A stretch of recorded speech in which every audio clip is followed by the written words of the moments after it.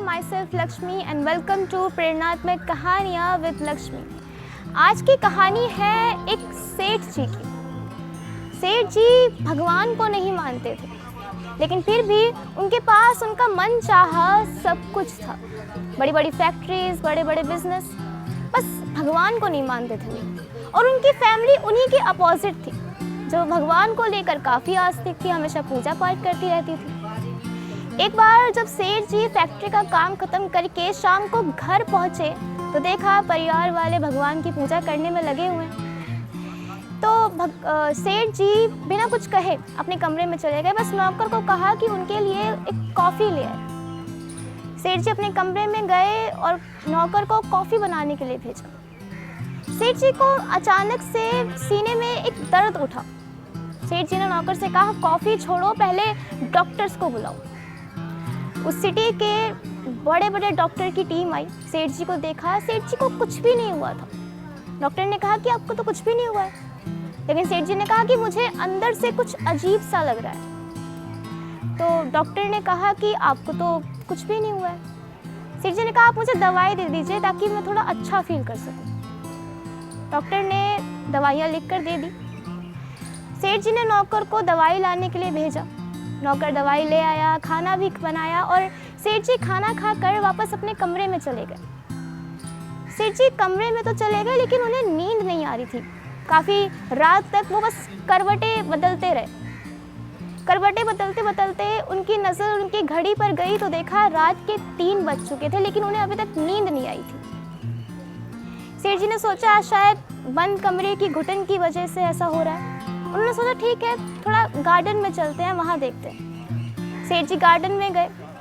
Garden में भी उन्हें कुछ खास अच्छा नहीं लग रहा था, तो उन्होंने सोचा चलो आज बाहर कॉलोनी में घूम कर आते हैं। सेठ जी अपने कॉलोनी के बाहर चले गए। बिजनेस के बारे में, घर के बारे में सोचते सोचते वो बहुत दूर निकल आए थे। उन्हें पता ही नहीं चला था कि वो कितनी दूर निकल गए। फिर एक सड़क के किनारे एक चबूतरा बना था, जिसके ऊपर वो जाकर बैठ गए। उन्होंने अपनी चप्पलें नीचे उतार कर वो उस चबूतरे पर बैठ गए। बस अपने बारे में सोच ही रहे थे कि वहाँ पर अचानक से एक डॉग आया। उन्होंने उसकी एक चप्पल अपने मुंह में दबा ली और वहाँ से भाग गया। जब सेठ जी ने देखा, उनका ध्यान उस कुत्ते पे गया तो वो उसके पीछे दौड़ पड़े। वो डॉग दौड़ते दौड़ते एक झुग्गी झोपड़ी के साइड पर आ गया था। सेठ जी वहाँ पहुँचे तो वो ज़ोर से चिल्लाया, जिसकी वजह से डर कर कुत्ता चप्पल को वहीं छोड़कर वहाँ से भाग गया। सेठ जी ने अपनी चप्पल पहनी। फिर उन्हें याद आया कि उन्हें बाहर निकले तो बहुत देर हो चुकी है, अब उन्हें घर वापस जाना चाहिए।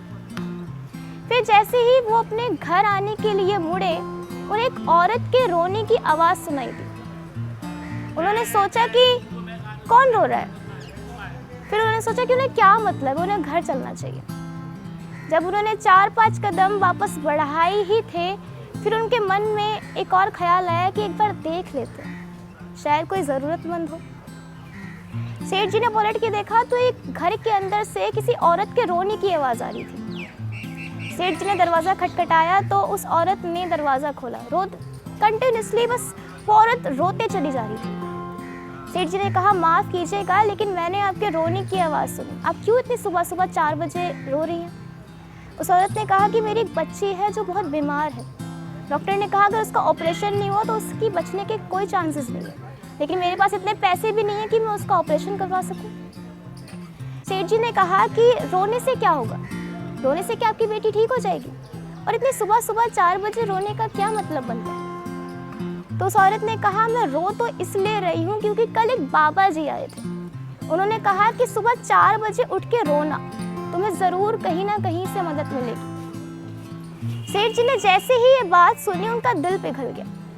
उन्होंने फटाफट डॉक्टर्स को फ़ोन किया, एम्बुलेंस को फ़ोन किया, एम्बुलेंस को बुलाया और उस औरत की बेटी को हॉस्पिटल में भेजा और उसकी बेटी का पूरा उसके इलाज का खर्चा उठाया।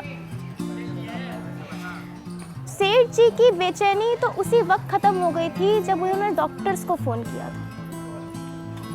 लेकिन सेठ जी के मन में एक सवाल रह गया था कि अगर भगवान है तो वो धर्म के नाम पर, जातियों के नाम पर लोगों को लड़ाता क्यों?